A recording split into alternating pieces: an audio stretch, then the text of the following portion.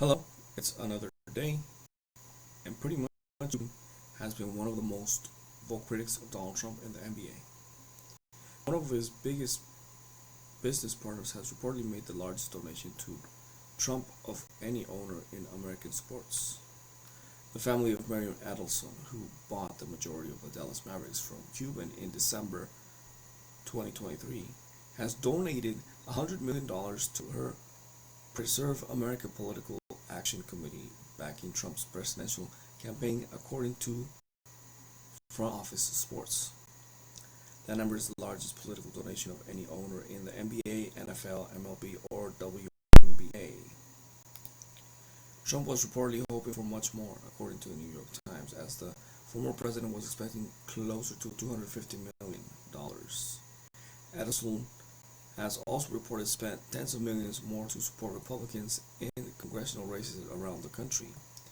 The Adelson family are majority shareholders in Las Vegas Sands, with Patrick Dumont serving as president and chief operating officer of the company. Forbes estimates that Adelson and her family have a net worth of $32.3 billion, making her the 44th richest person and the 5th richest woman in the world. The NBA Board of Governors approved the sale of the controlling interest in the organization from Mark Cuban to the families in January 2024 for around $3.5 billion. Cuban retained about a quarter of the organization sale. An actor of Harris, Cuban has been dedicating much of his own time and nearly his entire presence on social media to advocating for her policies and debating against Trump's with various users. Cuban has gone so far as to follow others in Democrat circles by calling Trump a fascist amid recent mainstream media comparisons of the 45th U.S. president to Adolf Hitler and his supports to that of the Nazis in recent weeks. Donald Trump is not a normal candidate, Cuban told Carl in a recent ABC interview, and I think it's not a stretch to call Donald Trump a fascist. He's talking about the enemy within and going after people using the military. He's talked about mass deportations where they'll stop people on the street and check their papers. What does that remind you of? Talking about knocking on doors and pulling people out and deporting them. What does that remind you of? That's pretty much damn close to fascism, if not the definition of fascism. But despite such vehement rhetoric against the former president, Cuban defended his business relationship with the Trump mega donor in a recent interview on Fox 5 Dallas. Do you know how everyone is voting who you work with? Do you know how the owners of your company are voting? This is America. People get to choose their candidates and vote who they want. And that's what makes it amazing, Cuban said. I've talked with my partners about it and they don't have an issue. They choose at what they choose. According to public records, Cuban has not given money to political candidates in decades, and he said recently hasn't given Harris a penny despite her support. However, Cuban has gone to very distant lengths in his quest to help prevent Trump from getting elected. Cuban recently engaged in a multi-thread debate with multiple ex-users, including 24-year-old former college swimmer and conservative activist Riley Gaines, over criticisms of Vice President Kamala Harris, including the southern border. Mark Cuban slammed by Knicks star Jalen Brunson over comments about his parents. Huh.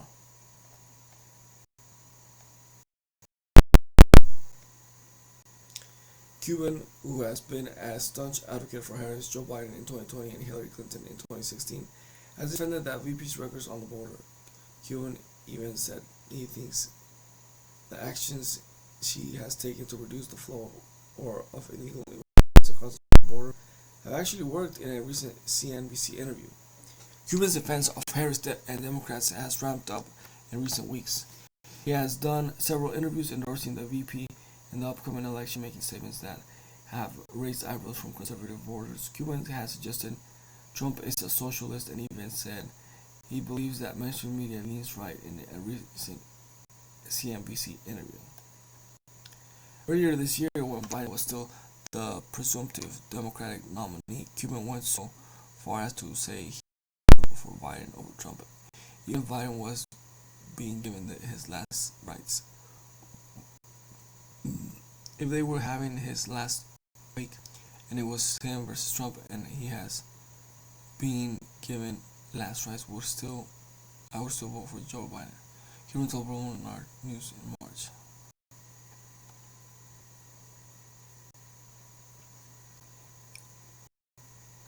Hmm.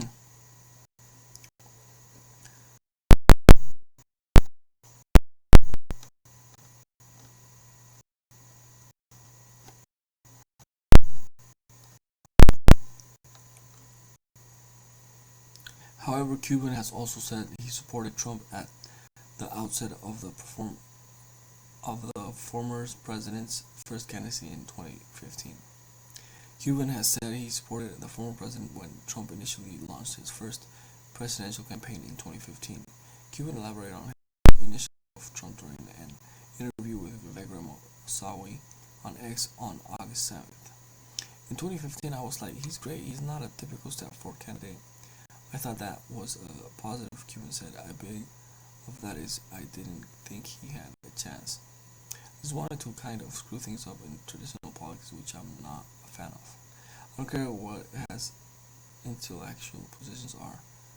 Cuban also wrote of Trump in a post on his own social media app project.